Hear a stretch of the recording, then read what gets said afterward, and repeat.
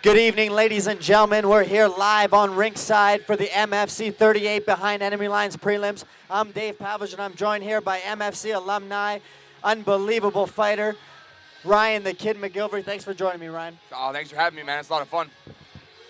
We're about to get going here for the MFC 38 prelims. Our first fight of the night is going to be a light heavyweight battle, 3 rounds against Paul Grabinski and Sheldon Adamson.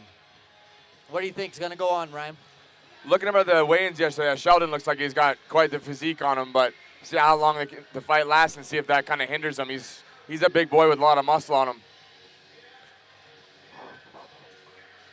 It's always exciting seeing those guys in their pro debuts, too. You don't know if you're going to have a guy, the next big thing, or 2 guys looking like it's their pro debut. Exactly, and I'm pumped to see this undercard. We got some good fighters, some fresh new faces to the Maximum Fighting Championship, so I'm excited to get this battle underway. For all information on the main card that airs live on Access TV, you can go and check out www.maximumfighting.com.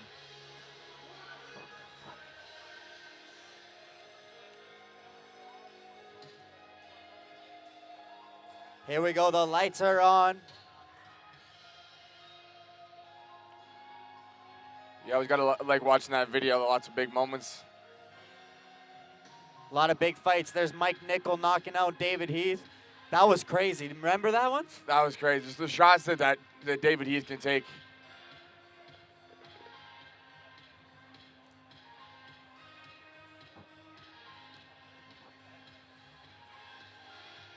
What fight are you most excited on in the main card tonight, Ryan? Honestly, the Anthony Burchak fight. Last time he was in town, I was able to corner against him, unfortunately. But that fight was unbelievably, amazingly entertaining, and I look forward to watching him fight again and see if he can kind of put out another fight of the night experience. That was a great fight. Burchak, 3-round decision over his opponent Ryan Benoit, which got him a championship title fight tonight here against Tito Jones. That was unbelievably exciting. I believe that was the fight of the year. Maybe another fight of the year performance tonight by Burchak. We'll see. We have a star-studded lineup for Access TV. We have 3 World Championship battles, first time in history, Ryan. What do you think about that? That's a lot of important fights in one night. Usually the guys are fighting for titles. They're trying to make their name. And good evening, ladies and gentlemen, and welcome to MFC 38 Behind Enemy Lines. This evening event is sanctioned by the Edmonton Combative Sports Commission under the direction of Chairman Ron Galtz and Vice Chair Vang Ionides. Representing the commission this evening is Executive Director Pat Reed. Ringside physicians for this evening's event are Dr. Shelby Cartman and Dr. Kaiser Rivzi. The ring general is David Wiles. The timekeeper is Pierre Loticher. The official scorekeeper is Tony Heffer. Our referees for this evening are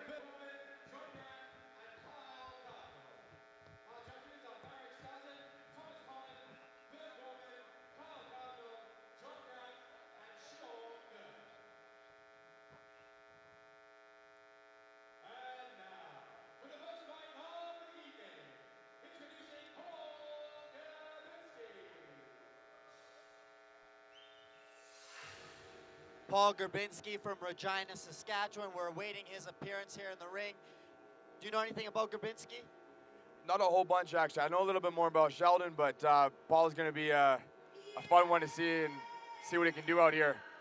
He's walking out in a purple belt for Brazilian Jiu-Jitsu, so that's my background, and I love Jiu-Jitsu, so I might cheer for him a little bit more.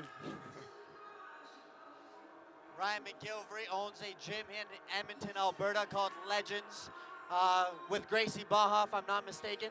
Yeah, we're at Gracie Baja School, one of over 400 in the whole world, and it's a great program to be in, but anything in Brazilian Jiu-Jitsu is gonna enrich everyone's life, and it's a good sport to be in. I hear you've been doing a lot of tournaments lately. How's that been going? It's been going pretty well. I got 3rd at Worlds this year as a purple belt, just like Grabinski here, and then I got my brown belt recently and went to American Nationals and played silver there, and just trying to keep working my way up. That's awesome. Grabinski coming to the ring right now. He looks good. He looks like he's ready, and he's not fazed by the big lights right now. We got the pink gloves going on and the pink rope for breast cancer. It's nice to see. Yeah, absolutely. I got a few friends who do a lot of work with breast cancer and cancer research in general, and obviously there's never enough money to go around until we can kind of cure it in general. So it's always nice to be able to support when we can. Maximum Fighting Championship supporting breast cancer awareness tonight for the month of October. I see this in professional sports constantly. I've seen it in the NFL and now the Maximum Fighting Championship. I think this is the 3rd year in a row that they've been doing it. Yeah, it's great to see. NFL's got a huge representation for it, and it's, you know, like I said, you can't promote it enough. It's something that's happening all the time, and it's nice to see everyone, making everyone aware for it. Well, the doors just opened up. We're live here for the prelims at ringside for Maximum Fighting Championship number 38 behind enemy lines, and we're about to get going with our first fight of the night. And Paul Grabinski is about to enter here. He's a purple belt in Brazilian Jiu-Jitsu, and I'm excited for this fight. It's going to be a great undercard. Says here he's from Regina, but he's got Lee Mean in his corner, so I wonder how much training he's been doing up with, or down with the guys in Lethbridge. And it's always a great camp to come from. If he's been working with them, I look forward to a pretty well-rounded guy, and they never back down. Yeah, I spoke to Lee earlier today. Obviously, his son, Jordan Meehan, is a great fighter, doing great things right now. And he said that he's been doing a little bit of work with Grabinski and finding him fights. So if you're with that camp, you should be, he's been around forever, so he should be pretty well versatile. Absolutely, some great guys coming out of there. A little bit more stiff as we see Sheldon Adamson coming to the ring. Like you said, he's got a little bit bigger physique. And as we know in mixed martial arts, he might be a little bit more tired. Yeah, I mean, you look at some of the best MMA fighters in the world, and they don't always have the greatest physique. One of our local guys, Jason McDonald, you see him walking around in street clothes. He doesn't look like anything crazy, but being a guy that's trained with him for years, he's a guy you definitely want to stay away from.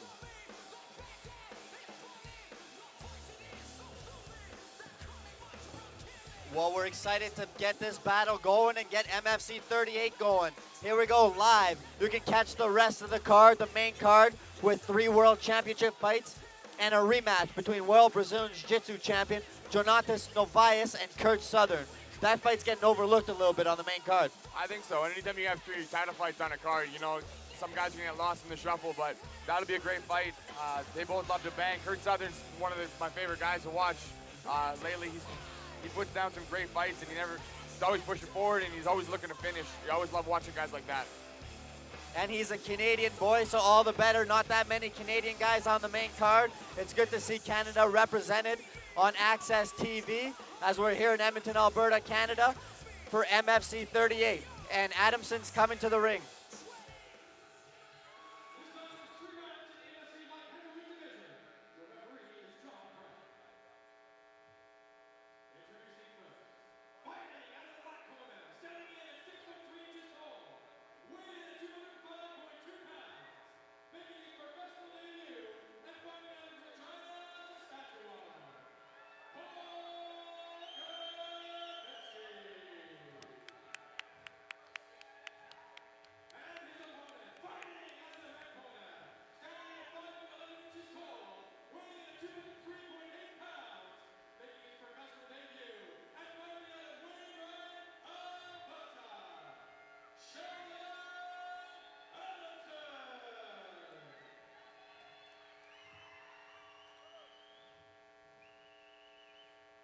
We are seconds away from being underway here for MFC 38 as they face off for their last chance before they can touch gloves and then get this fight going.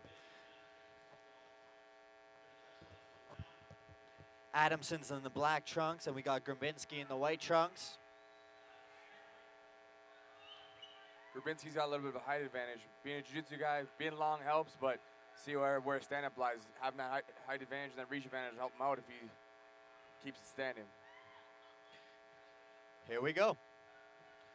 Oh, big power punches by Adamson. Body, head, and nice some little knees. Adamson definitely has a little bit of a power advantage. Picking him up, and nice slam. He's got to watch out for that neck.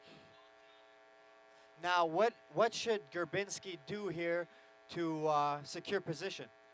You got a guy like Adamson, and he's really coming out explosively. You just got to get him to settle down. As a jiu-jitsu player, I mean, everyone's got a different style, but like to come nice and slow, make sure the position's held. Try to take away some of that explosiveness out of Adamson, who's definitely got some power behind him.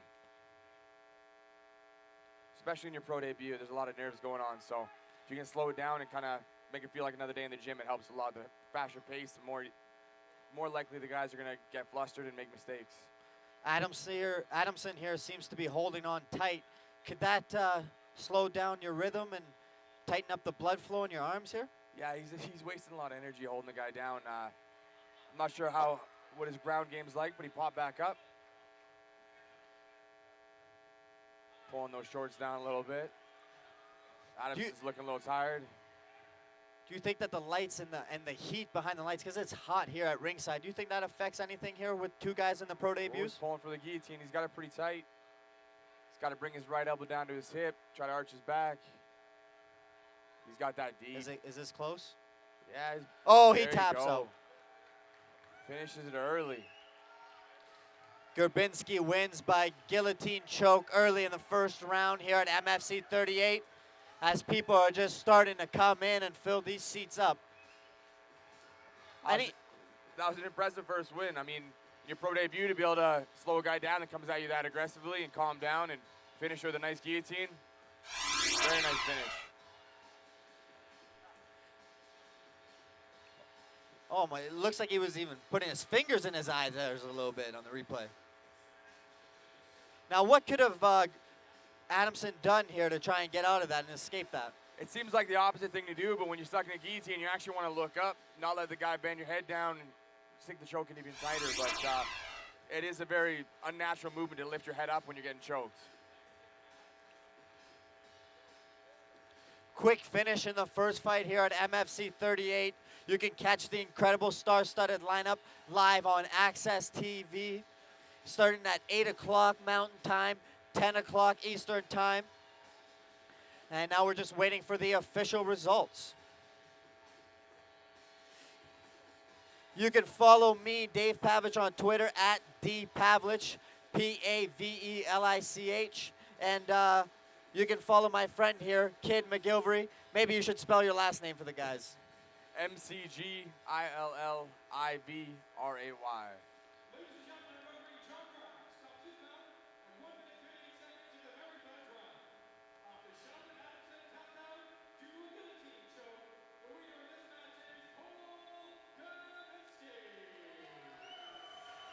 1-0, Paul Gerbinski finishes the first fight of his career with a beautiful with a guillotine choke. How do you think he'd match up against some of the other guys here in the Maximum Fighting Championship? I mean, he didn't get to show a lot of his skills, had to kind of diffuse the situation with how Adamson came at him, but it looks like he has a decent ground game, has good composure for a first debut, and he comes from a great camp too. He was training with Lee Mean. He's also got Benny Swanson, a local, very well-known boxer in his day. So, I mean, it says a lot when you come from a really good camp. Adamson comes from a camp where guys are a little bit younger, not as experienced, and that can play a factor as well. Now, Ryan, I know you have a fighter fighting on the main card today. Can you tell us a little bit about that?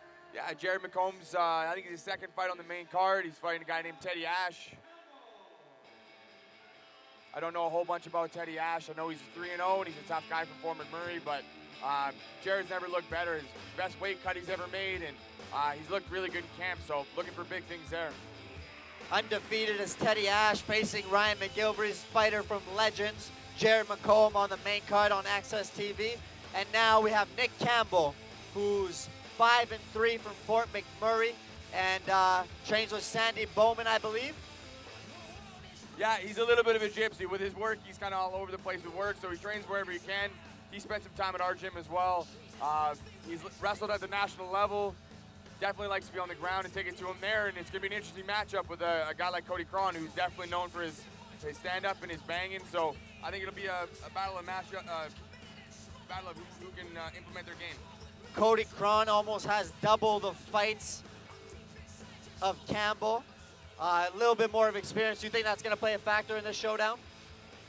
It could. I mean, like I said, Nick's wrestled for years at a national level. He's got a lot of competitive experience, but that doesn't always translate exactly in MMA, so having more MMA fights definitely can be an advantage for Cody in this one.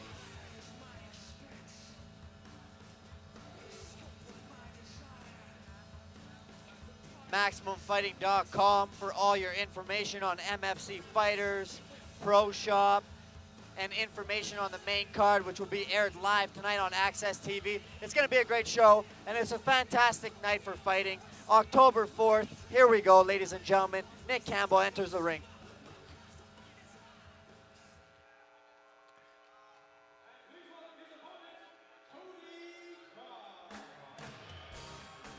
Cody Cron is no stranger to the MFC ring, and he's no stranger to being a very funny fighter with the gold. Did you see the gold shorts he was wearing yesterday for the weigh-ins? Yeah, we were making comments saying that he didn't even know he was weighing in. He was just wearing those pants for his day-to-day attire, but yeah, he likes to make a show, and he's a very entertaining fighter as well, inside and out of the ring. MFC lightweight Mukai Moromo seems to be in his corner, so maybe he's improved his striking a little bit. Cody's always had a lot of power in his hands. He just hasn't always been the more technical striker. So if he's refined that, he's going to be a hard guy to fight. Giving up a little bit of reach advantage to Nick, though, as well. So he's going to have to get some work to get inside. You see this fight going the distance? Not at all.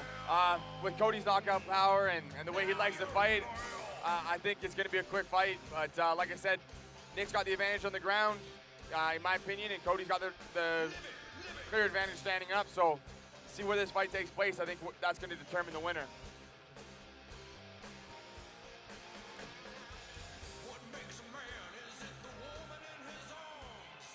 Here we go. Cody Cron enters the ring.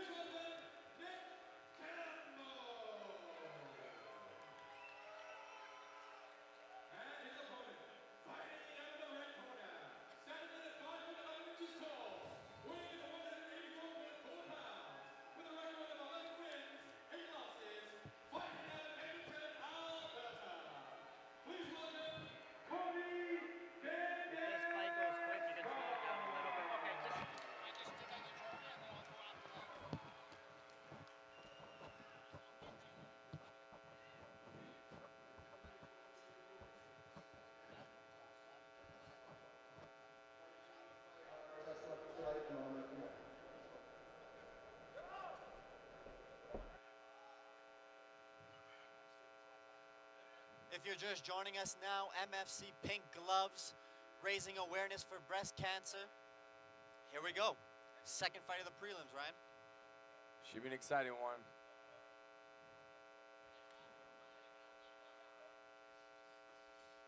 Nice hands by Cody. Yeah, still coming in a little wide like he likes to, but it's working for him. Nick trying to close the distance.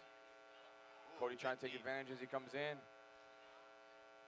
Nick's got to be a little more active to take advantage of that reach. Oh, they clinch up. Ooh. Looking for the uppercut, and he took a nice knee. Oh, Campbell goes to the body. Oh, and back up to the head. Cody seems to get aggravated, a little bit agitated every time he gets hit a little bit. Yeah, he's definitely got it. When you're sparring, he hits you back as hard as you hit him. Ooh, big hits by Campbell. We didn't think that this was going to happen, but standing up, Campbell seems to be winning the exchanges. Nice takedown. Cody scrambles back up to his feet. Cody has a bit of a Muay Thai background. He likes that Thai clinch, and I think Nick's got to try to steer away from that. Cody Cron wearing the Hayabusa red and black trunks, and we got Campbell in the all black Jack trunks. Ooh, that was a nice connection like there. He's a little bit hurt. He's hurt for sure. Smart move by Campbell to clinch up there. Yeah, he definitely doesn't like to get hit. Every time he gets hit, he's kind of looking down. He's got to keep those eyes up and see what's coming next. Nice knee by Campbell. See next time he gets hit if it hurt him. Seems to be recovering pretty good. Cron just missing with those. Really good exchanges here by both fighters. Both fighters are hitting it. Oh, nice shot by Campbell. Oh, he goes to the takedown. He doesn't go his way. Always got to watch out for that triangle. Oh. He's got a nice square set up. Campbell's got to back out of that. get his posture back up. This seems close. This does not look like a position I'd want to be in if I was Campbell. No, it's not super tight yet. Cody's foot, his leg's over his foot. He wants it right over his ankle. He's adjusting, turning his corner. Still needs that to be quite a bit tighter. Campbell should be okay here. Nice body shots by Campbell. So this isn't tight yet. Oh, and it's over. Cody Cran wins by triangle choke.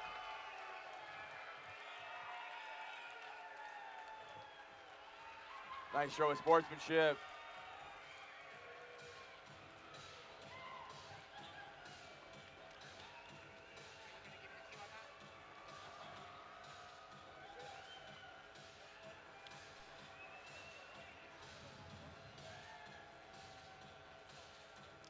And that was another quick first round finish for the MFC prelims.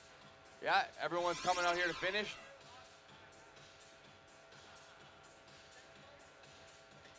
If you're just joining us now, Cody Cran has just submitted Nick Campbell by triangle choke in MFC 38 preliminary bouts here live on Facebook.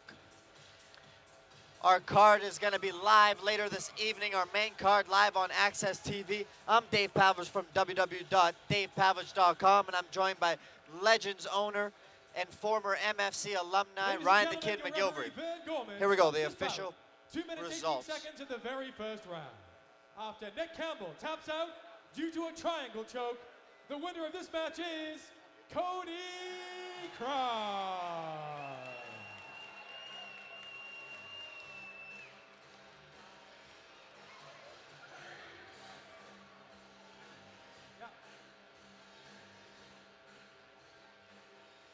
Ladies and gentlemen, there'll be about a 10-minute break before the next fight, so if you like ice-cold beer, I would go and grab one right now.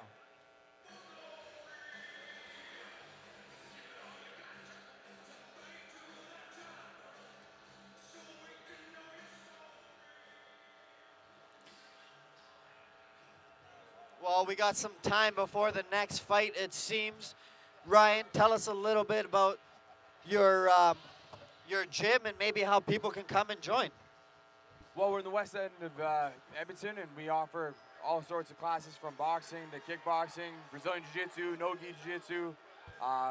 We also have a lot of fitness classes. We're a family training center. We have lots of families coming in as far as, you know, the ladies taking the cardio kickboxing classes and the kids taking the kids jiu-jitsu classes and the adults taking all the classes. So we have a little bit of everything for anybody. Whatever you're looking to take, we can accommodate.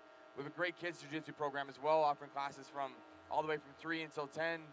And it's exploding. Our gym's going really well, and classes are getting really big, and it's a great place to come. So if you're ever looking to learn a little bit of MMA or even just Brazilian Jiu-Jitsu, definitely come down and try out a class and see if you like our spot.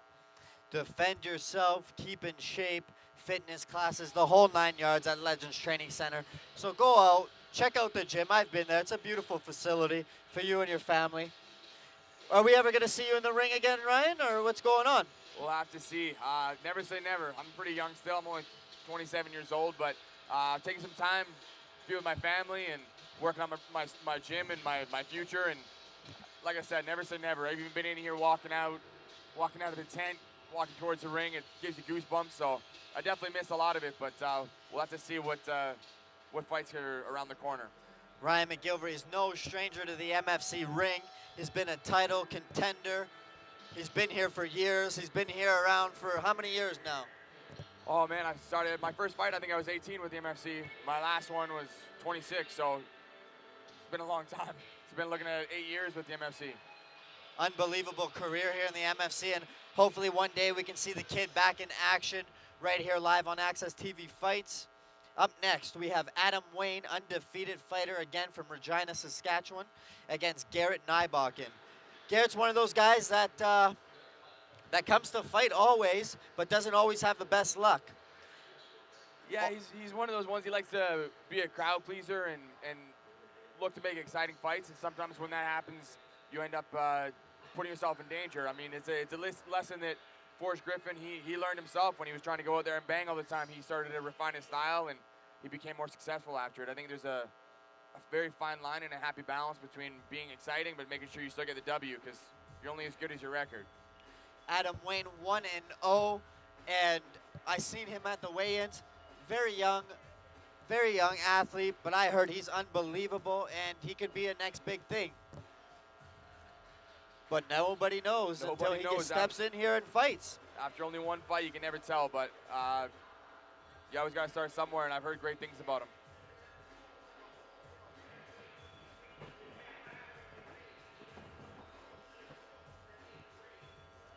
Adam Wayne actually also resembled Nate Diaz a little bit, I found. Yeah, I remember you saying that. He does have a little bit of a Nate Diaz look to him. See if his skill set follows.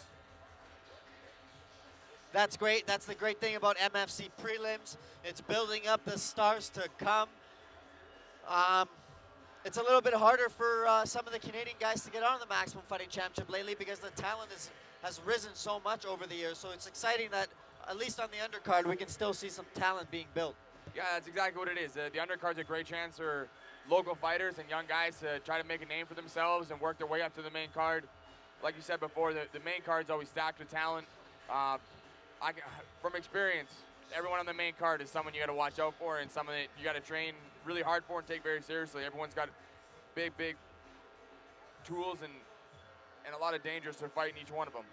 Access TV will air MFC 38 live, 8 o'clock Mountain Time, and 10 o'clock Eastern Time. We have a World Heavyweight Championship battle between undefeated Smilino Rama and Anthony Hamilton. How do you think that fight's going to go down?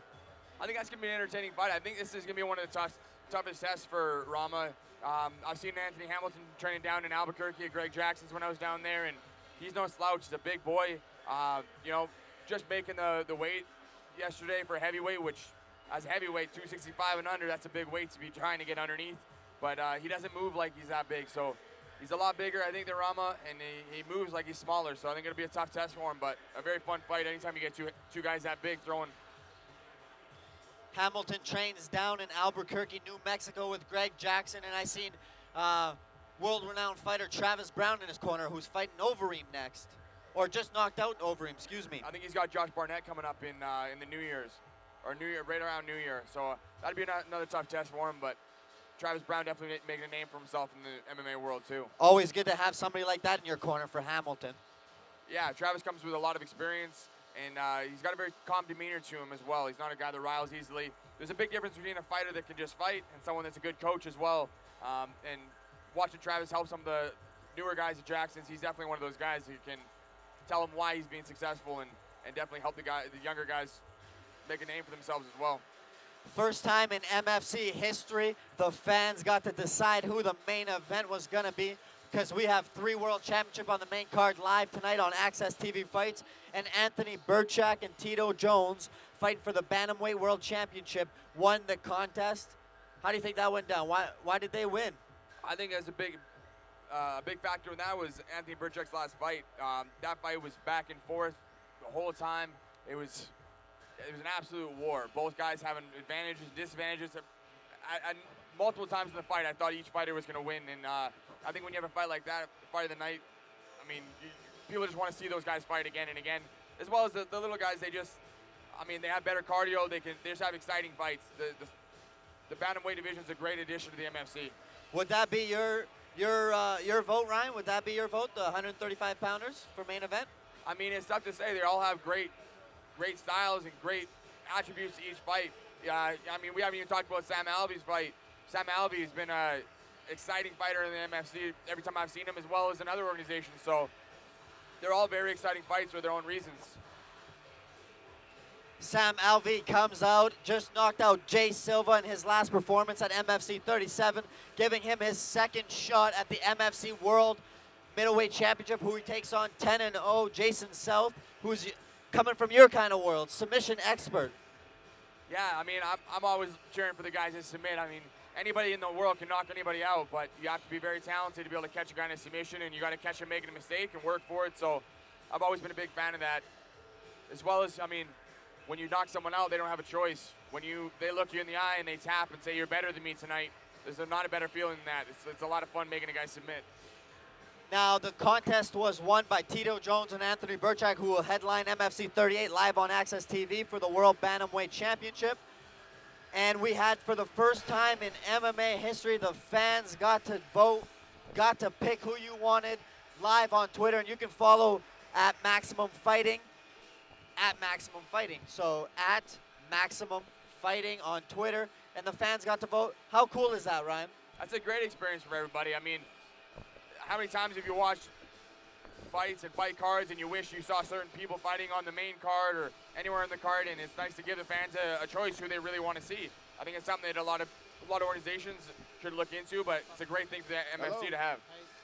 So ladies and gentlemen, if you want to vote for the main event, want to be involved in contest, want to tweet with MFC President, follow him at Mark Pavlich, at Mark with a K Pavlich, or follow the Maximum Fighting Championship at Maximum Fighting on Twitter. Hopefully everybody's tuning in here live on Facebook, at Maximum Fighting Championship on Facebook. And then you can also follow at Kid McGilvery on Twitter or myself at D Pavlich. And social media is just taking over the world, isn't it? It is. I'm not that old, but it's overwhelming to me. I'm not great at it yet, so trying to keep up with it all. But there's so many ways to network and so many things to keep in touch with. It's very cool. I'm not very good at it yet. I don't think it's one of those things that's a skill set to have. I don't think I'm that good at it either, though. It's almost like a full-time job, isn't it? It is. Keeping up with Facebook and Twitter and Instagram and everything. Who? The DJ? You do.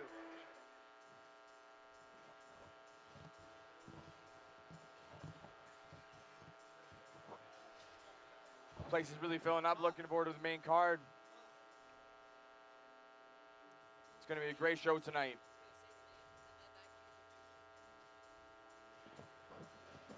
Looking like we're about to get ready to go again. Ring announcer coming back in. Here we go. Got his cheeky smile on. He's always having fun in there. I like that. Alex Hinmarch from 92.5 Fresh FM. Is that what it is? Fresh FM? I think so. I'm not sure. Radio personality here in the city of Edmonton, Alberta, where Access TV came live for MFC 38. And here we go. I think we're about to get going with Adam Wayne versus Garrett Nybakken. I'm excited to see Wayne come into the ring. I heard a lot of great things about him, but Nybakken is one of those guys that he can finish the fight if he wants to.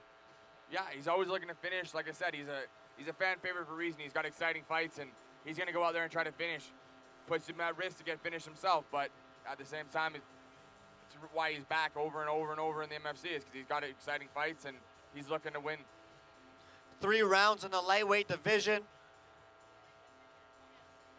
Coming right up here at the MFC 38 prelims live on Facebook. Here we go. Ladies and gentlemen, please welcome our next fighter, Adam Wayne.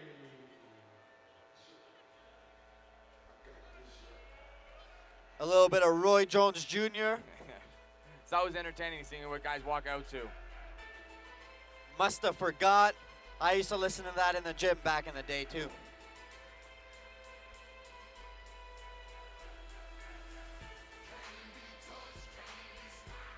Adam Wayne seems to be religious, praying on his way to the ring. What's your sentiments about that when people thank God after fights? I mean, each person's their own. Whoever they believe in, however they choose to believe in them, everybody's different. And I mean, if that's what gives someone, in our world, there's so many factors and so many things that make you nervous. And I mean, if you have a belief that something like that is on your side, I mean, it's a big advantage if you believe in it that strongly. So if you do, believe in it.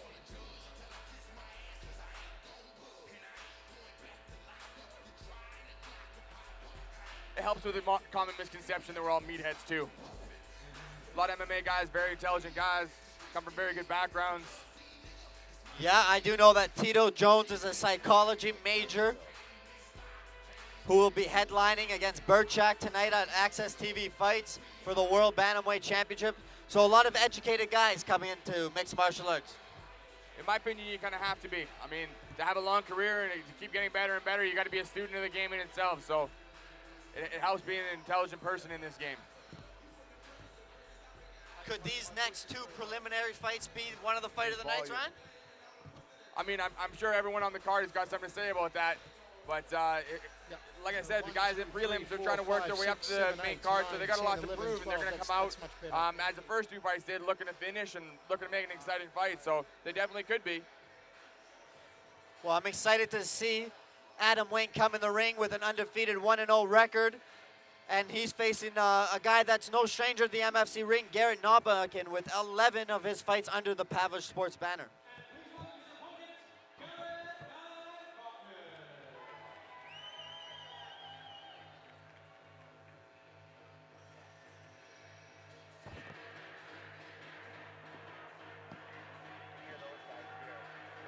What's the point of giving me a signal if I can hear them? Can you hear them? Because they're talking, right? They're talking on the main line.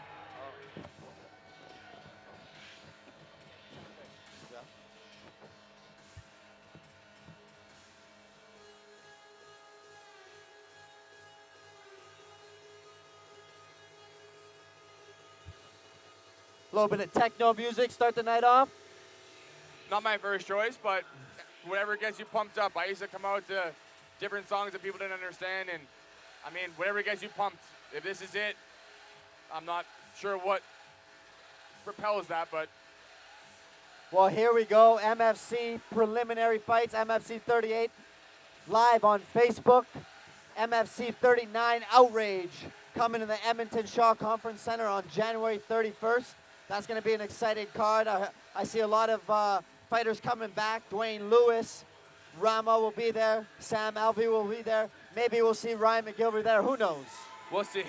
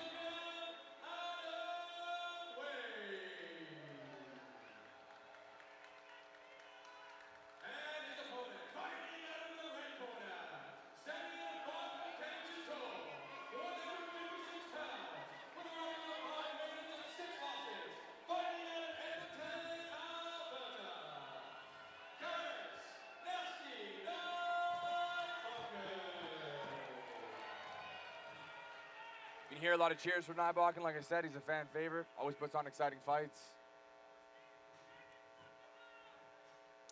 I'm always interested to see if fighters are going to touch gloves or not. Most guys, unless they have an animosity towards each other, do just out of sportsmanship. Most guys, as you can see after every fight, hugging, saying good fight. It's a very sportsmanlike sport, even though within that time frame and within that ring, it doesn't seem like it. It is, and that's why I like mixed martial arts, because people are a lot more respectful to each other before and after the fight, almost like Bushido, the warrior way. Exactly. Nice kick, nice low line kick by Nasty Adam Wayne looks Nybakken. a little bit tight. Throwing though, he just looks a little bit nervous. You think the lights and the action and play a factor when it comes to these younger fighters? Absolutely. There's a big difference between the smaller shows and a show like the MFC. Nice reversal. Nybakken looking for an outside trip and ended up on his back. Adam Wayne lands on top. It looked like Adam Wayne had a little bit of an advantage standing up. Is that an armbar coming there? Is that an armbar coming? He's throwing the hips for it, steps over, he's taking it away. He should be okay. Just got to watch out for that triangle on the way back. That's nice. That's nice. That could be something there. If he steps over again, he'll be all right. Just kind of rolling out. There we go. Nice defenses there. Great composure.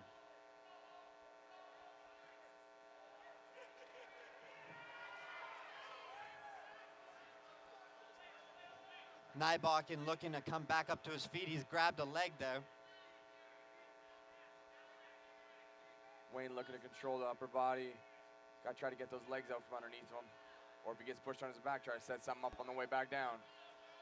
Smash MMA did a great job on the pink MFC gloves here to support awareness for breast cancer, as both these guys are scrambling for position here at MFC 38. Hard to tell who's who when they're wearing the same shorts. Yeah, it is a little bit. That red band and the high boots, so it definitely helps. Ooh, nice balance. We're wearing the same. Yeah, they have supposed to. What do you want me to do? I can't make them change the Wayne's looking like he's trying to set up a guillotine.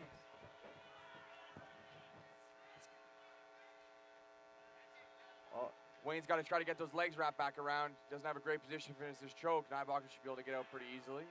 Now, when he throws those body shots, does that hurt somebody that has him in the guillotine? It depends. I mean, some guys are pretty good at relaxing and absorbing shots. Everyone's got an ability to absorb shots, whether it's the face and the body differently. Well, Nybacher seems to be out and on top position here. He looks a little more comfortable on the ground than Wayne does. Oh, Wayne, nice recovery.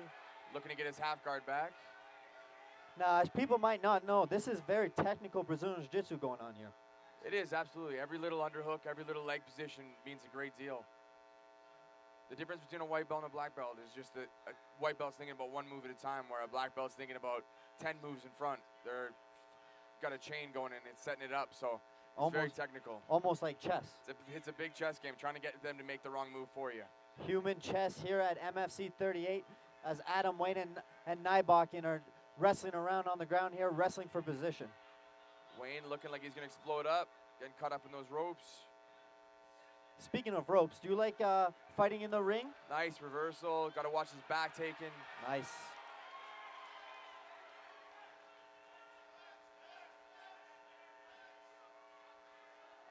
Everyone's different with the ropes. I mean, I've learned to work with them because I've spent most of my fights in a ring. As a grappler, the cage definitely helps with takedowns, but I feel like I've... Ooh. Nice knee. Nice knee there to the body. I feel like I've learned to get my takedowns in a ring as well, but depends on your style as well. Nybacher looking to mount.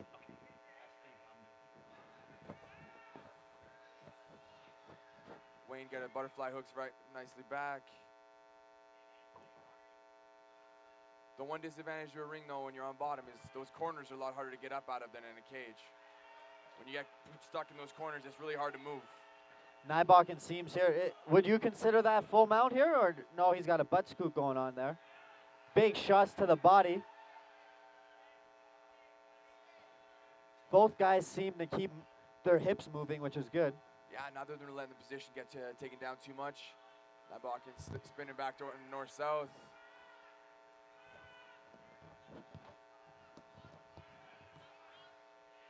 It's a nice little back and forth fight. They keep getting scrambling for positions, up and down. I feel like a second round is underway. First time here for the MFC 38 prelims. Could happen. Wayne's got to pop his head out. Last 10 seconds, see if he can finish the takedown for the points.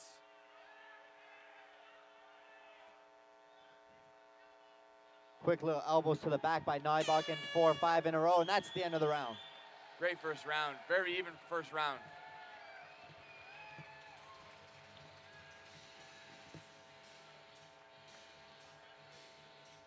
Now, we see Nybacher here. He's keeping it standing in between rounds, and Adam Wayne is sitting down. What's the difference, and how does it affect each fighter? Sitting on the stool, a lot of guys, they feel like they can rest a little bit easier, but it does definitely stiffen up the muscles. Staying standing, you keep the blood flowing, helps your muscles a lot better, but sometimes it can be harder to catch your breath. I'm a big fan of the combination of the two. Sit down for 30 seconds, get up, get the blood flowing, kind of have a nice combination between the two, but at the same time, is when you're fighting in the gym, however you rest in between rounds, that's how you should rest in a ring. So if Nybacher can teach you standing, that's what he should do. Does it play any mental factors? Yeah, absolutely. When you're sitting on the stool and if you feel tired, you see the guy standing up, you might think that he might not be tired, even if he is, or maybe he's not. So it kind of gives that doubt a little bit. Here we go, round 2, Nybacher and Wayne. Who won the first round? I think I would have given it to Nybacher in the. I think Wayne definitely had an advantage in the stand-up, but most of the fight was on the ground, and Nybacher had some better positions. So I think just out of time and dominance, Ooh, both guys throwing nice high kick by Wayne. Wayne's Both guys, throwing some bad intentions behind every strike. both guys seem to have pretty decent stand-up. Ooh, weird kick there to the body by Nybakken. Comes through the side kick. Wayne's definitely a little bit more active. He throws everything behind every punch. It's gonna take a little gas out of the tank to see how conditioned he is. I like to stress this a lot. People don't understand how hot it really is here under the lights, and I don't think they factor that into their training at a younger age. Absolutely. I mean, the heat of it, if you're not used to it, and the pressure. So nice takedown.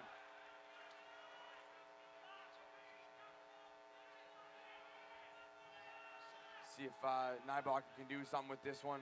Like I said, Wayne doesn't seem as comfortable on the ground. He's locking up his legs, which takes away a lot of your movement. Giving up some key positions as well, but see, he scrambled out of it in the first, and see if we can do it again.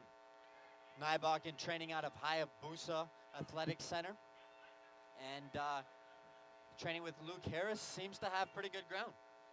Yeah, absolutely. It definitely has a little bit more of a wrestling base. I think having a guy like Roger Alves over there helps a lot as well.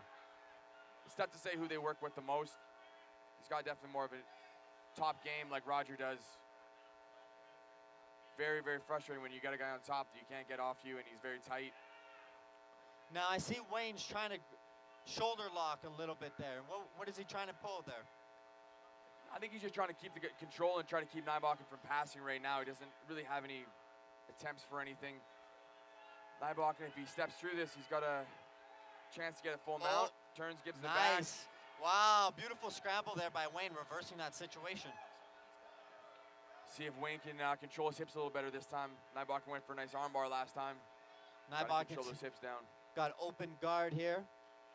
And Wayne's throwing the leather with the left hand to the head.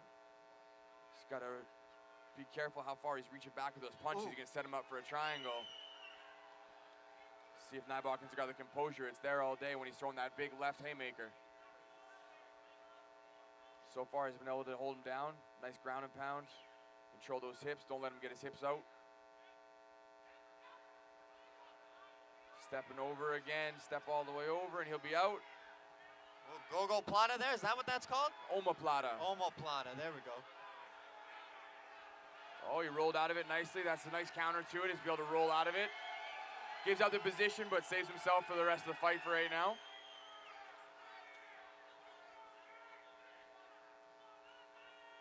Nybakken with top position right now, holding on to the neck. Both guys seem to be rolling pretty well, back and forth. Yeah, they both have some good movement. Both having a little bit of trouble keeping him down. Does Nybakken have anything here? He's got him really uncomfortable with good shoulder pressure right now, and he's trying to attack that far arm, but he's got to get his head out. There you go. He was looking for an Americana, but he had to get his arm on the other side of his head. As he did that, Wayne was able to scoot out.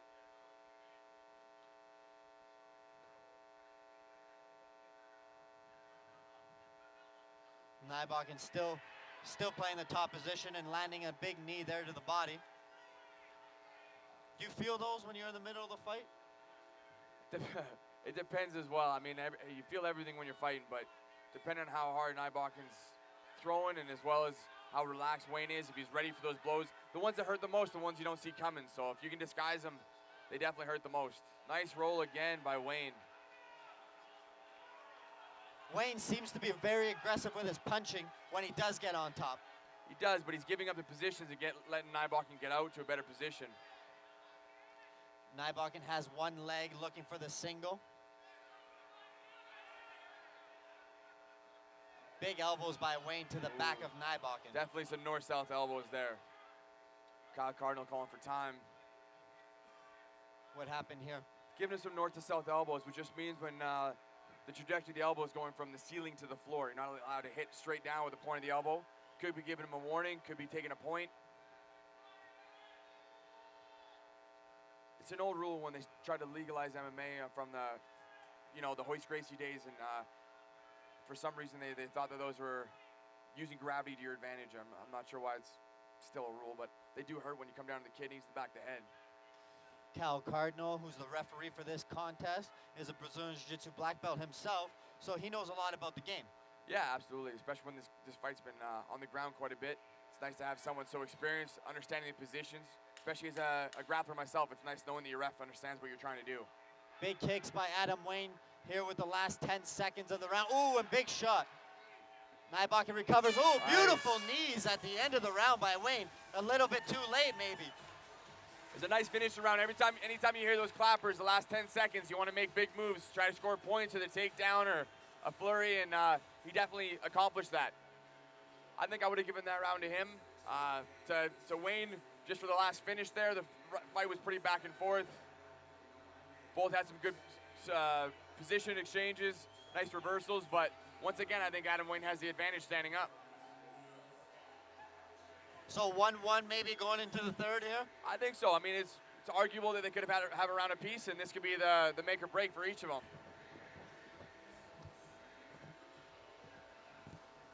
MaximumFighting.com. Log on there if you're at home for all the information on the main card, which will be live on Access TV later this evening, headlined by 3 World Championship fights. I'm Dave Pavish from DavePavish.com, and I'm joined here by MFC alumni and unbelievable submission expert, Ryan McGilvery.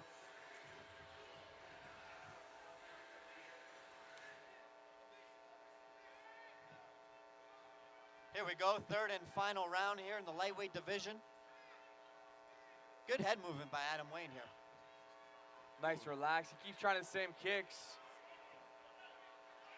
If he reins that in, gets a little more technical with age, he has some great potential to be a great stand-up player. Adam Wayne seems to be turning up the fire a little bit here in the third round. Yeah, he definitely caught him clean with that overhand. See if it hurt him at all. Naibakin definitely flinched a little bit at the end of that one.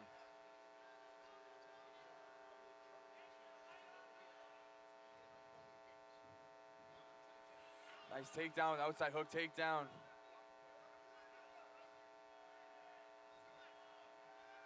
Adam Wayne landing on top here. It's a surprise move. I mean, he's definitely got an advantage standing up. If I was him, I'd be looking for the knockout. It's a very, very close fight. He could be down 2 rounds to none, or it could be 1-1. So looking maybe to set up an arm triangle on the far side. He's got to get that leg free, hop over to his left side of get on the right side of Naibakin. Try to loosen him up with some body shots. He's got nice shoulder pressure. You see it's underneath Naibakin's chin. That's very uncomfortable. Naibakin's head sliding underneath the ring, or underneath the rope, sorry. And you're pulling him back. Naibakin's definitely scooting towards the ropes, trying to escape. Wayne doing a good job of bringing him away from the ropes and back towards the middle of the ring here. Absolutely. Anytime you got a good position, you don't want the ropes to become a factor. He's past the side control now. He's got to keep base. Ooh, nice attempt at a roll. Nice roll. Adam Wayne, though, recovers good and wraps his legs around Naibakin's head a little bit here. All fight, it's been weird, awkward position between Wayne and Naibakin on the ground. Both guys with similar movements, I would assume. Wayne's got to get out of there. He's got to do some damage to try to sway this fight. Had a great beginning to the fight, or this round, sorry.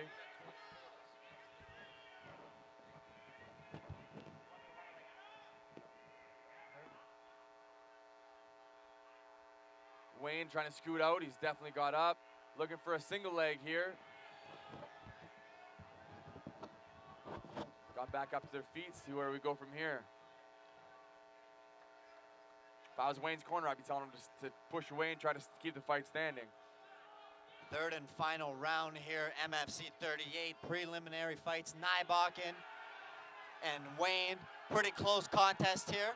I guess it's who has more heart here to finish the fight off. Absolutely. Going for a weird standing guillotine. Didn't have it super tight, but definitely got him down. Wayne had to defend by dropping down, and Naibakin took advantage.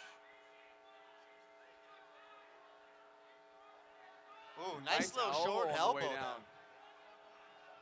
First time we've seen Wayne in a full guard. See if he can have an active full guard and pull something out. If we keep the fight here the rest of the round, Naibakin's got a good chance of pulling this one out.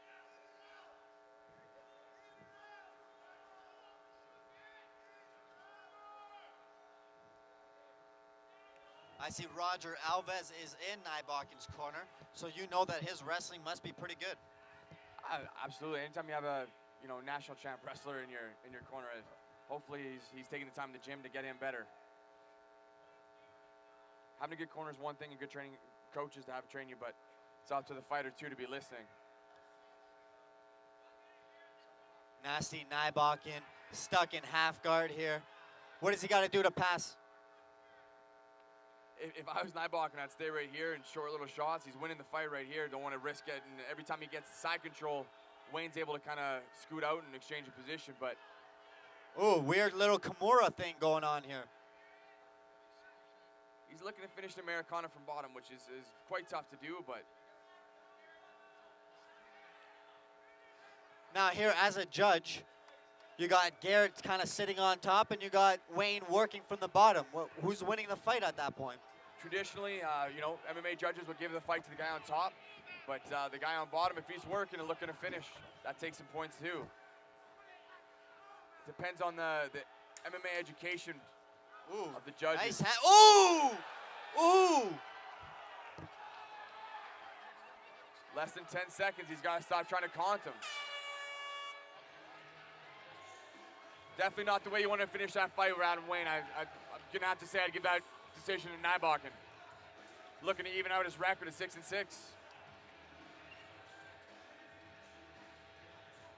Great fight, great back and forth fight between Adam Wayne here and Garrett Nybakin. Taking a look at that overhand right to land it near the end. Both guys raising their hand thinking they won. I love that when both guys do that. Do you think that sways the judges a little bit? At this point, the judges' cards are already in. So, I mean, it helps you feel better, helps you get the fans on your side, but judges have already given their cards in, especially for the first 2 rounds.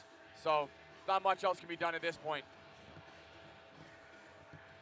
If you got some energy to run around the ring, you didn't give it all you had inside of it. So, I like seeing the guys at the end of the fight. They've had a war and they can barely stand up.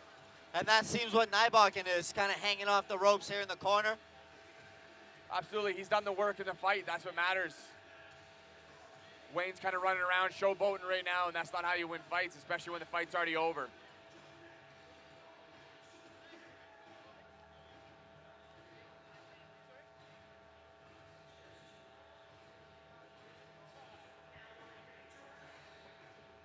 First time we've had to go with the judges' scorecards tonight in the prelims. Sometimes decisions can be kind of boring. That was a good, entertaining fight. Nice to see both guys coming to finish. McGilvery's scorecards.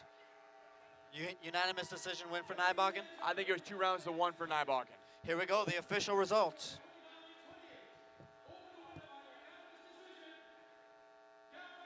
And exactly right, Ryan McGilvery. Garrett Nybakin wins this fight, now leaving MFC 38 with a record of 6 wins and 6 losses.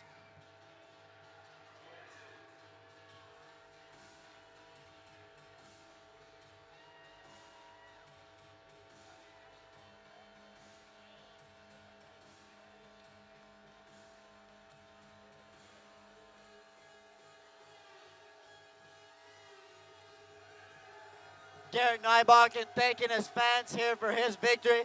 Like you said, he's a fan favorite, and they love the techno music here at MFC 38. I think that was the only reason I was cheering against him, so I didn't have to hear his music again.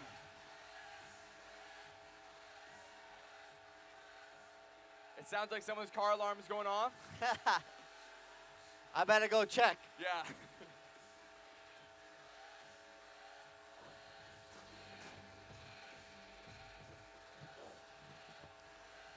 Nybakin celebrating his victory with his cornerman, taking some pictures.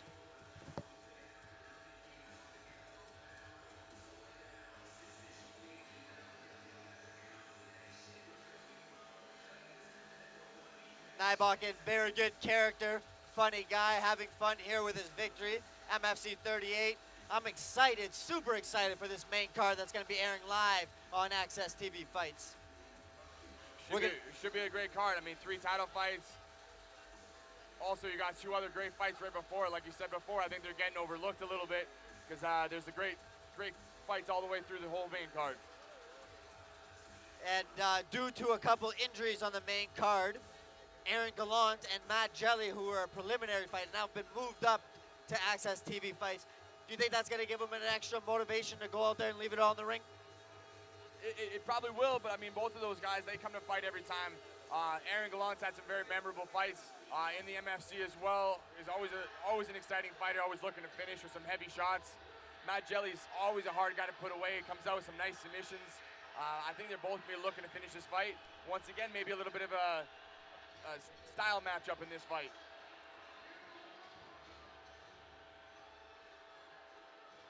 We have Corey Gower against Daniel Mark here for your final preliminary fight of the evening. I don't know much about these two fighters, but I do know that Daniel Mark trains out of Saskatoon with Kurt Southern. It's another good fighter coming out of there, and if he's learning anything from him, he's going to have a good wrestling game, a good ground game as well. Maybe he'll have a haymaker or two that Kurt Southern likes to accompany with him too. But these guys both have very similar records, 3-1, 3-2, same experience. On paper, it looks like a nice matchup. Kurt Southern will be facing off for the second time in a rematch against World Brazilian Jiu-Jitsu champion Jonatas Novaes from Brazil. Kurt Southern was winning the fight the first 2 rounds against Novaes, and then Novaes submitted him in the third with a little bit of controversy. Southern says he grabbed his glove for the armbar. I don't know what happened in there. They're going to leave MFC 38 with no doubt. What do you think is going to go down that fight? I remember watching that one, and I mean, from where I was sitting, I was to Kurt Southern's back. I couldn't see whether or not it was a tap or he was just grabbing his gloves. I know as a competitor, you're always, you're always trying to find a way to win, and I'm sure Kurt Southern wants that one back very badly. So I think it'll be a great fight tonight. And he's gonna have something to prove in this one.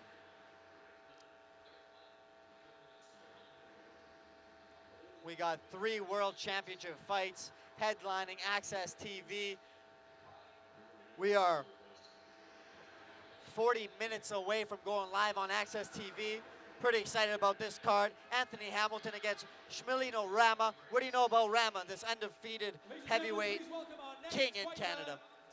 He's a small guy for a heavyweight, even though he looks really big. He's a little bit shorter. He's not tipping the scales quite like Anthony Hamilton is, but he is extremely nimble for being in the heavyweight division. He moves very, very well, and he's given 6 guys the toughest fight of their careers. So he's someone to watch in this division for a long time to come. Daniel Mark, last preliminary fight of the evening. He's on his way to the ring.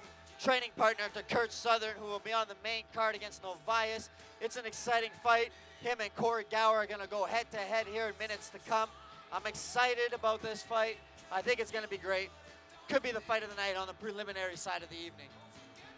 Absolutely. The first 2 were nice and quick. I mean, not the recipe for a fight of the night necessarily. And the last fight was very exciting, but I think these guys have something to say about trying to amp it up a little bit and get us ready for the main card, put on a great show.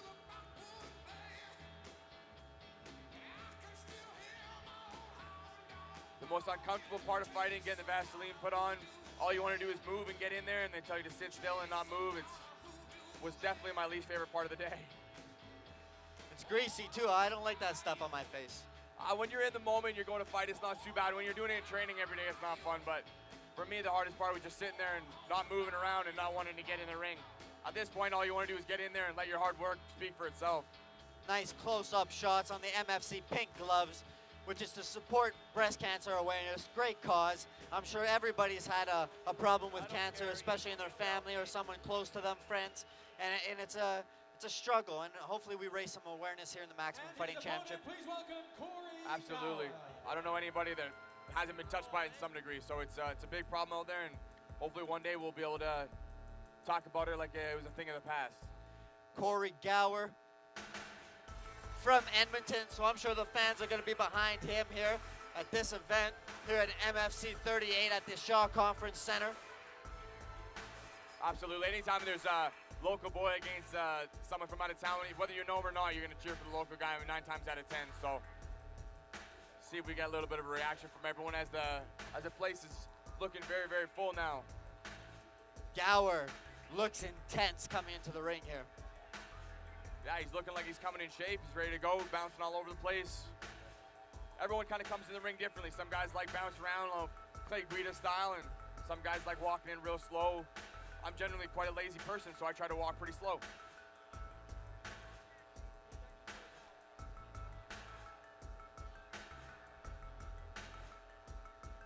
It's a pretty cool shirt there by his quarterman, the Mona Lisa with a gas mask on.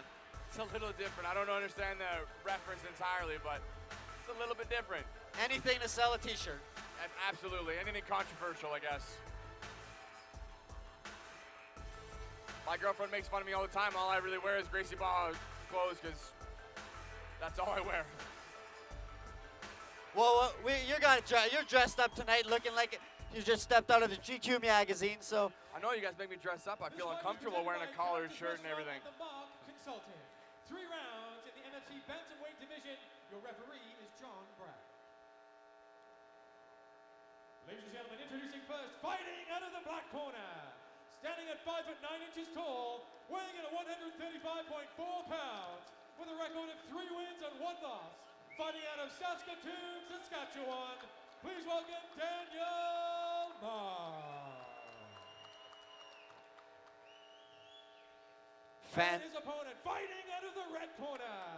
Standing at 5'10" tall, weighing in at 135.2 pounds, with a record of 3 wins, 2 losses. Fighting out of Edmonton, Alberta. Please welcome Corey the Hatchet Gower. Fans are getting louder here as we're almost 20 minutes away from the main card live on Access TV. Final preliminary fight of the evening. How's this fight gonna go down, Ryan? Like I said, same as you, I don't know a whole bunch about these guys. Coming in, last fight of the prelims, these guys are getting closer and closer getting to the main card. Looking for 2 guys that are hungry to get into the main card and look to finish this fight with an exciting, exciting fashion. Hopefully, like you said, a fight of night contender.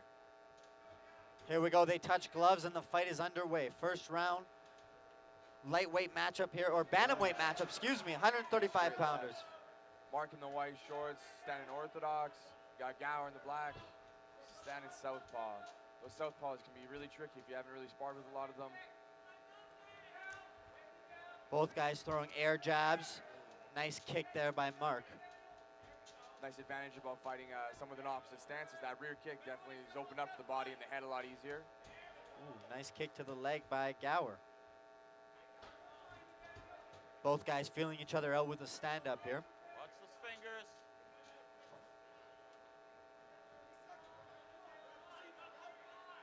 Gower looking like he got poked in the eye a little bit. Unfortunately, the ref didn't see it. He can't do much about it. Could have been instant contact from a glove or anything. Well, he's doing a good job of trying to recover, I think, by backing up here, moving and rubbing it a little bit. Trying to keep that distance. Interesting to see if Mark can throw a nice little overhand right or a nice high kick.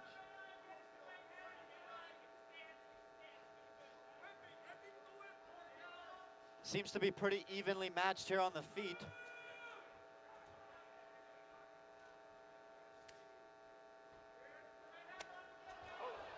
Watch those groin shots. Nice takedown by Mark. Gower looking for that guillotine. Mark, nice outside hook takedown.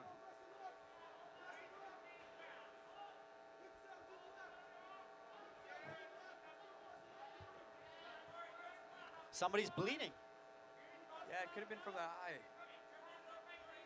Gower was favoring that eye before they came down. It's definitely something, looks like it's on the left side of Gower's face. I see he keeps trying to rub it there. No, it might be coming from Mark. Mark's nose. Leaking in the eye of Gower. Yeah, it's hard to see from this angle. Nice little short elbow there.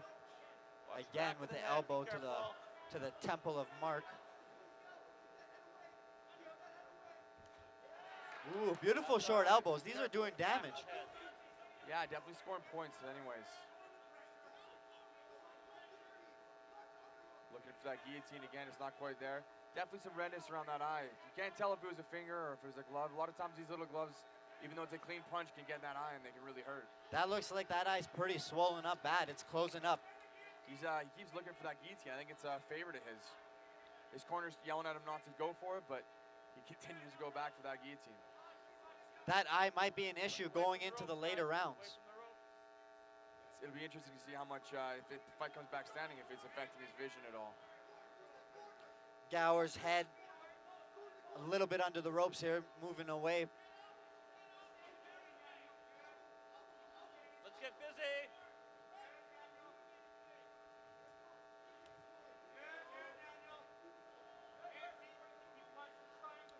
Need to be Gower's busy corner or you is want to stay telling there. the Get ref that they busy. want to try to stand it up. Oh, he's going for a triangle. Got to posture up. Slips out of that nicely. Nice little ground and pound in the corner. Like I said before, when you get stuck in that corner, it's not like a cage. You can't stand up quite as easily. Both guys scrambling for position. Full guard by Gower here in the black corner of the Maximum Fighting Championship. John Brack looks for it. It's definitely his nose that's doing the leaking. Wonder if it's an inside thing. Wonder if it's affecting his breathing at all. These That was some guys, heavy contact. these guys are throwing some bombs here. These guys are in the same weight division as our main event, Tito Jones and Anthony Burchak, who face off tonight for the Bantamweight Championship. Gower's eye seems to be healed up. He's got good vision out of it. He's definitely landing some good shots. I think Mark's having a tough time facing the southpaw. He's not seeing that straight left coming. That blood is definitely coming from the nose of Mark. It looks like it's affecting his breathing. He's got that mouth open, having a hard time breathing through that nose. Unorthodox kick there by Mark. Reach advantage definitely by Gower here. Yeah, and he's using it very well, staying on the outside. Ooh, throwing powerful shots here with 10 seconds left. And that's the end of the first round. How do you Great score first this one? round. It's a very close round. I'm thinking about it in silence here. Honestly, just out of control and damage, I think Mark definitely had most of the fight on the ground on top. Landed some nice little ground and pound shots. And in the beginning in the stand-up, he was winning, but at the end, Gower came on strong. I think if you score each minute of the 5-minute round, I think Mark had a few more advantages and better control over the fight. I'd probably give the first round to Mark. There you have it, McGilvery. 10-8, 10-9, I mean. 10-9. 10-9 for Mark. I think so. 10-9 from Mark going into the second round. It's hard to tell. Maybe the judges see that blood on the nose, more damage. You got to look at all the judging criteria. You know, ring control, damage, activity, and then he definitely is winning the damage. Here we go. We're about to start off the second round here, the last preliminary fight of MFC 38. Don't forget to catch the main card live on Access TV. So touching gloves. Gower definitely has got a little more movement coming into the second round. Mark Pavlich put together a pretty good preliminary fights here for us to see, and an amazing main card here on Access TV.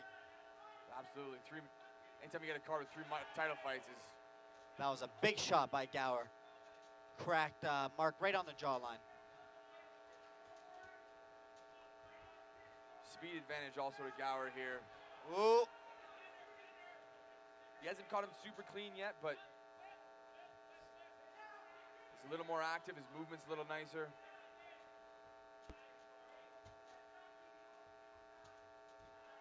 Mark's doing a good job of not getting hit super clean, but he's not countering with much. Seems like Gower's got a little bit more energy coming in the second round. He's got a little more pep in his step. I think his movement naturally is a little bit quicker, a little more nimble, but he looks like he's moving a little bit better than Mark is right now. We got Gower in the black trunks, Mark in the white trunks. MFC 38 preliminary fight, final fight of the night. I hope these guys bring it. It's been a good fight so far. I mean, a little bit on the ground, a little bit standing up, some nice shots landed. Both guys seem willing to engage. 3 minutes and 30 Nice seconds jab. left in the second round.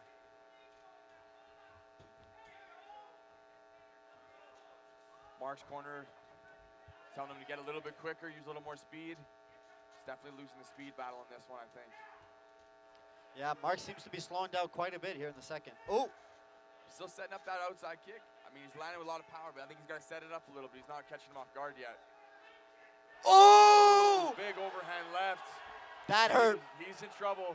See if he can recover. Looking to set up rear naked choke. He's abandoning the ground and pound. Was that a mistake, going for the choke there? Anything to open things up. If you can go back and forth smoothly between transitions, between the submissions and the strikes, you can definitely open one of the two up. You go to defend the submission, you got to open up for the strikes. That was an Guy's back. amazing Looking shot. to flatten him out now. You do not want to be flattened out on your belly.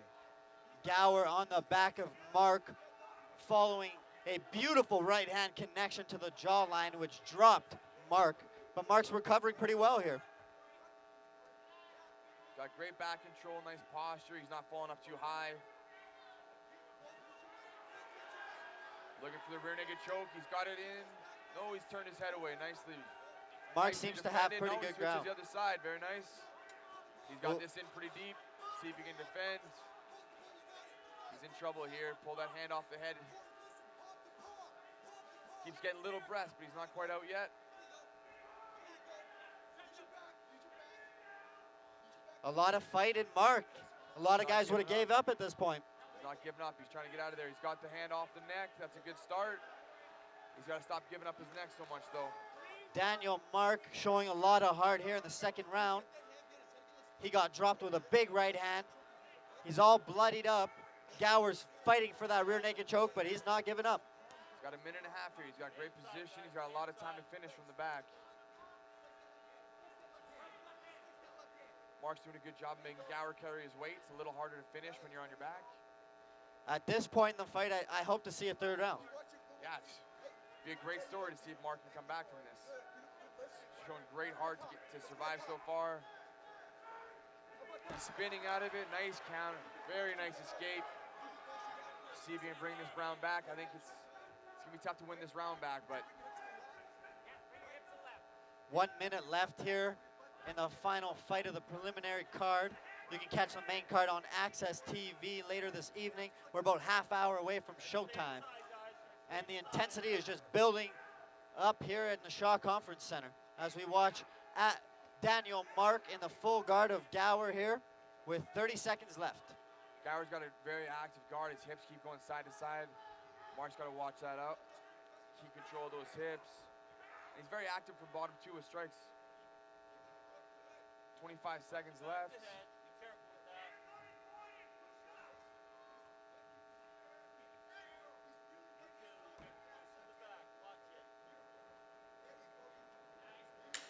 Great corner advice. Seeing that Mark is throwing many of his shots with his right hand, trying to isolate that arm, make him use his weak hand. Here we go. It looks like we're going to see a third round. Great fight so far. Let's see if Mark can recover from this. See a shot of that, a knockdown. Coming in with a big overhand left, clean on the button. Drops him right on his butt. Great job recovering though from Mark. Shows great heart, great cardio. And also getting out of those rear naked chokes. Would you say this is the fight of the night right now? So far, it's been a great fight, absolutely. You got knocked down, submission attempts. We'll see if that ground and pound and those submission attacks took anything out of Gower or if it was worse on Mark for getting hit. It takes a lot out of your gas tank when you get rocked like that. This is more your type of music, eh, Ryan? Some Oh, doo-ahs? I don't know about that either. What's with all the techno going on tonight?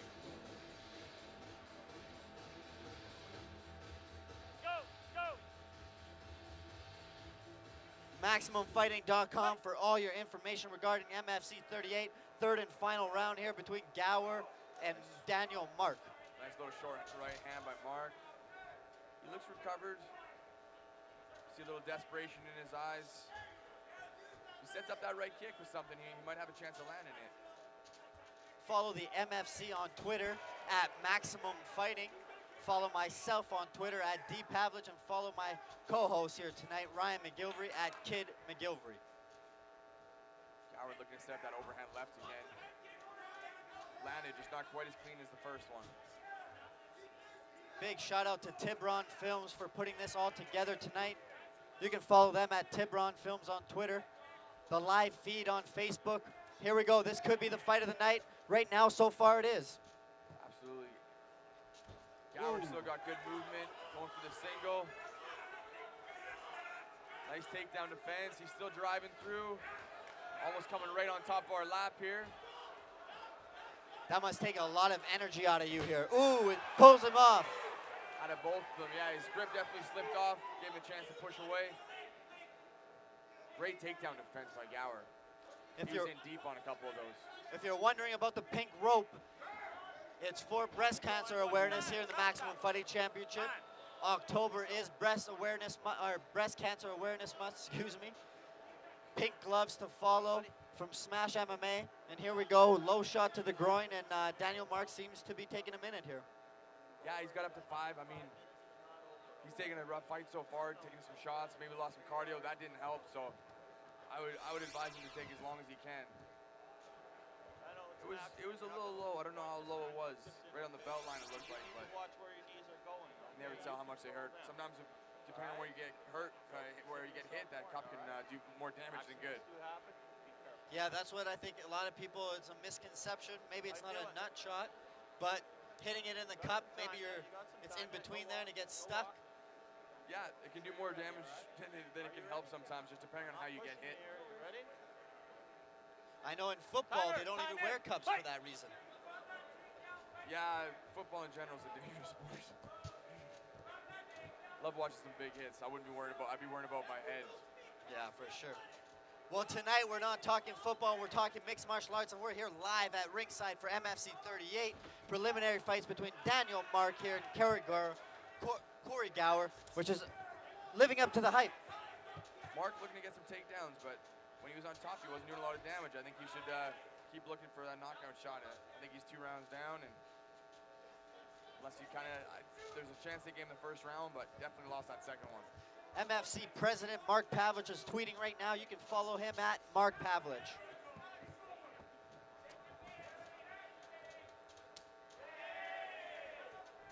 Couple nice kicks. Anytime you hear that smack, it's not as damaging as you think it. You see a kick and there's no noise, those are the ones that hurt. Those are the bone-on-bone that you're going to feel for a few days after.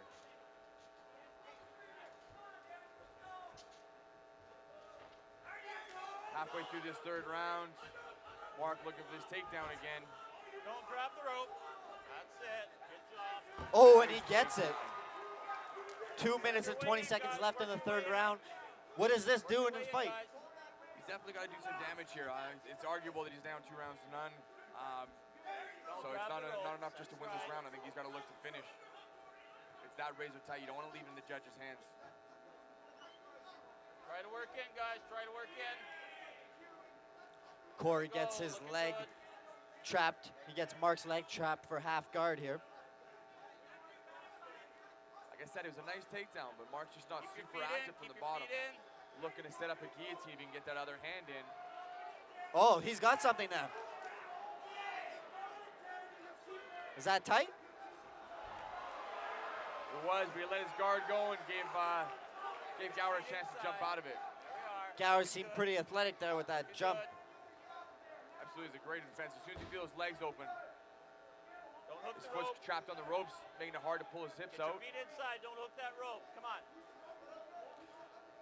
He's definitely using the ropes to his advantage by hooking with his feet. There we are. Gower seems pretty big for this weight class of 135 pounds. He's definitely got some size on him. But as we saw earlier, that speed sometimes can kill a lot more than that size and strength. And that's something we're going to look forward to in the heavyweight battle between Anthony Hamilton, who is a huge monster, while he faces a smaller heavyweight, but undefeated in his own right, Smelino Rama, for the World Heavyweight Championship later this evening.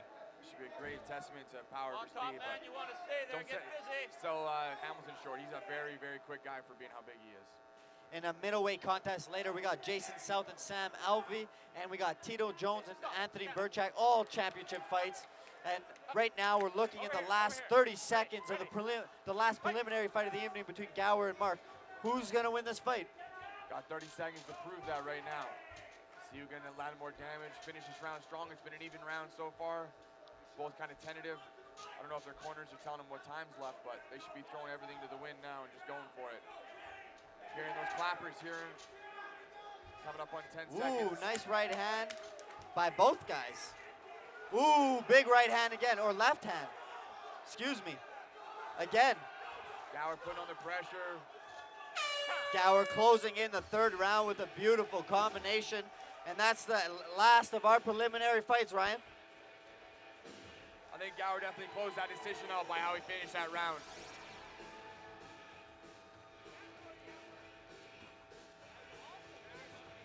Exciting undercard here it was at MFC 38. We're exactly 15 minutes away from going live on Access TV.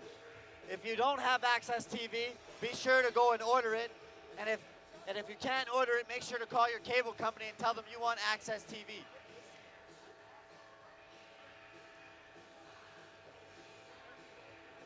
We've got an incredible stacked lineup tonight with 3 World Championship fights, a rematch in the lightweight division, which is a lightweight title eliminator between Novias and Southern.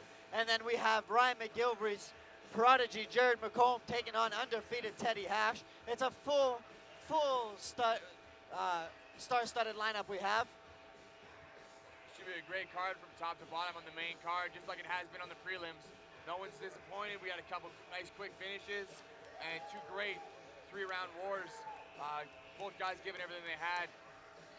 We've seen Paul Gerbinski finish off Sheldon Adamson in the first preliminary fight of the evening fairly quickly with a guillotine choke. And then we've seen Cordy Cran with a nice submission himself with a triangle choke over Nick Campbell. We've seen Garrett Nybakken win by decision, and now we're going to find out who won the last fight between Daniel Mark and Corey Gower here. I think it's not going to be a close one. I think it'll just be a difference between 29-28 or 30-27, all for the winner by Corey Gower. Tickets are going on sale next week for MFC 39 Outrage, January 31st from the Edmonton Shaw Conference Center. Here we go. Let's see the official results. Ladies and gentlemen, we have a decision. Judge Ben Gorman scores it 30-27. Judge Sean Girk scores it 30-27. And Judge Marek Static scores it 29-28. All for the winner by unanimous decision, Corey Gower. Corey Gower wins this fight by decision over Daniel Mark, improving his record of 4-2, and making Daniel Mark's record, Corey Gower's old record of 3-2. That was a great fight, great finish to the prelims, really excited to the main card. Well, ladies and gentlemen, thank you very much for joining us live on Facebook for MFC 38 preliminaries. Please go to MaximumFighting.com for any other information. My name's Dave Pavlich from DavePavlich.com. You can follow me on Twitter at DPavlich, and you can follow MFC President at Mark Pavlich, and please follow the Maximum Fighting Championship at Maximum Fighting. And that's everything. Thank you very much, Ryan McGilvery. You can follow him at Twitter at Kid McGilvery, and you can watch and get tickets for MFC 39 January 31st next week at Ticketmaster.ca. Thank you very much, ladies and gentlemen. Thank you very much. Big shout out to Tiburon Films for making all this possible on Facebook. And that's the end of our evening. See you in about 15 minutes live on Access TV.